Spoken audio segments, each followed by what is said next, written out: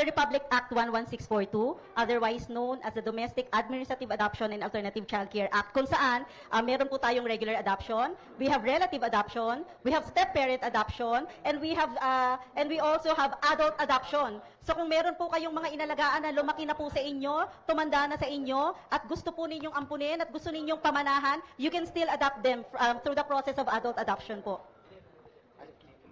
Wala naman pong age limit para makapag-ampon ka kasi nga may adult adoption. And so far, ang aming pong oldest adoptee na nag-avail po ng Simulated Birth Rectification Act ay isang 61-year-old po. Kung saan, alam ng mga kamag-anak niya na hindi talaga siya legally adopted, alam ng kamag-anak niya na tinamper yung kanya, na sinimulate yung birth certificate niya, ngayon po na medyo old age na po talaga yung kanyang nanay, kino-question po ng mga kamag-anak yung possible na mamanahin niya.